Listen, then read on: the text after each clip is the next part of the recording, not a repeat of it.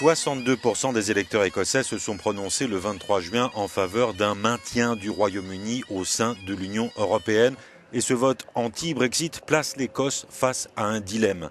Quitter le Royaume-Uni, dont elle fait partie depuis 3 siècles, pour rester membre de l'Union européenne, ou bien abandonner l'UE plébiscitée par une majorité d'électeurs.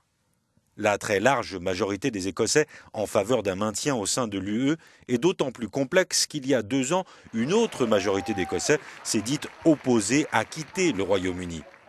Devant le résultat national et la victoire du Brexit, la première ministre écossaise Nicola Sturgeon est apparue flanquée du drapeau européen pour dénoncer une issue qui lui apparaît inacceptable. En tant que première ministre de l'Écosse, j'ai le devoir de respecter le résultat, non seulement vis-à-vis du Royaume-Uni, mais aussi et en particulier vis-à-vis de la décision démocratique prise par l'Écosse. Au vu de la situation, l'Écosse risque d'être retirée de l'UE contre son gré. Je considère cela démocratiquement inacceptable. Nicola Sturgeon est la première ministre de l'Écosse, mais aussi la chef du parti indépendantiste écossais. Pour elle, le Brexit est l'occasion de poser à nouveau la question de l'indépendance de l'Écosse. Un deuxième référendum est clairement une option qui doit être examinée et cette option est aujourd'hui sur la table.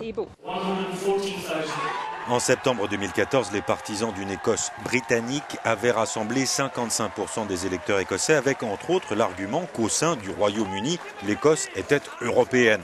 Aujourd'hui, ce même argument sert au contraire les partisans de l'indépendance.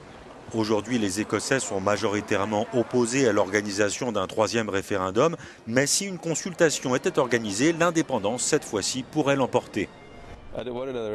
Je n'ai pas envie d'un référendum. Je suis fatigué des référendums. Mais ayant dit cela, si nous avons encore un référendum, je risque de voter pour l'indépendance de l'Écosse. La première ministre écossaise a par ailleurs confirmé que s'il le fallait, elle demanderait au Parlement écossais de rejeter le Brexit. Les parlements du Pays de Galles et de l'Irlande du Nord pourraient bien faire face au même dilemme.